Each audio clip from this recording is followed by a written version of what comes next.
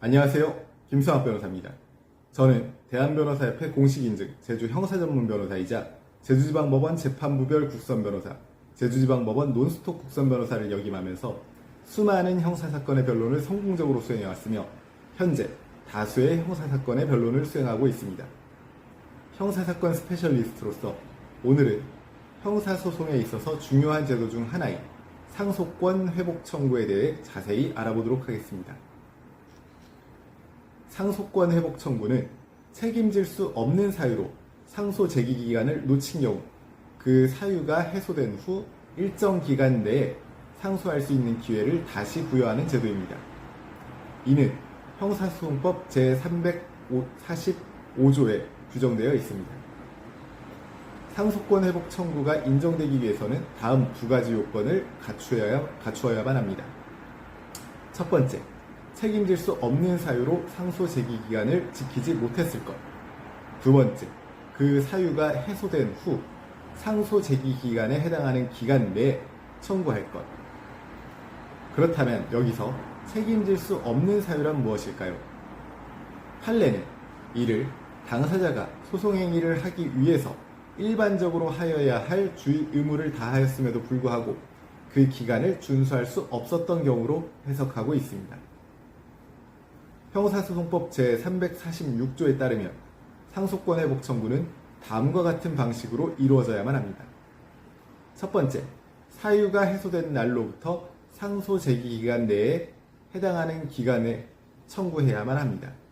두 번째, 서면으로 원심법원에 제출해야만 합니다. 세 번째, 책임질 수 없는 사유를 소명해야만 합니다.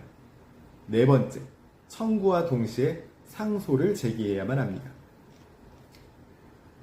그렇다면 실제 사례를 토대로 상소권 회복 청구에 대해 더 자세히 알아보도록 하겠습니다.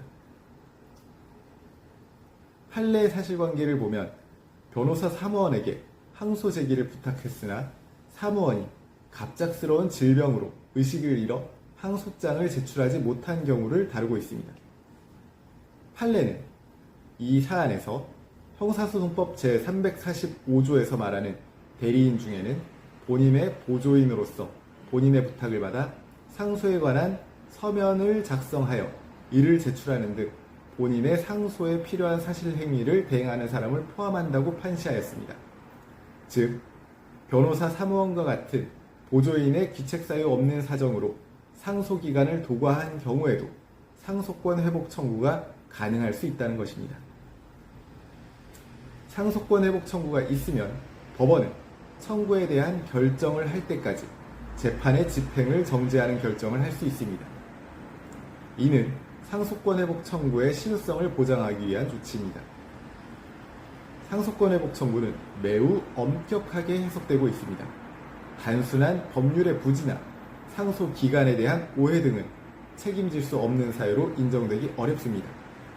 따라서 상소 기간을 놓치지 않도록 각별히 주의해야 하며 부득이한 사정으로 기간을 놓쳤다면 즉시 법률 전문가와 상담하여 상소권 회복 청구의 가능성을 타진해 보아야만 합니다. 제주 형사전문 변호사로서 강조하자면 상소권 회복 청구 제도는 부득이한 사정으로 상소 기회를 놓친 이들에게 마지막 기회를 제공하는 중요한 제도입니다.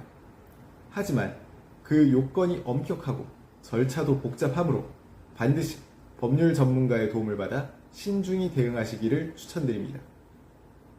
현재 형사사건으로 인해서 고통받고 계시다면 언제든지 제주 형사전문 변호사 김성학 법률사무소를 찾아주시면 신속 정확한 해법을 제시해드리겠습니다. 조금이나마 도움이 되셨으면 합니다. 감히 최고라고 자부할 수는 없지만 여러분의 권리를 지키고 항상 최선의 결과로 만족을 드리는 제주 형사전문 김성학 변호사입니다. 감사합니다.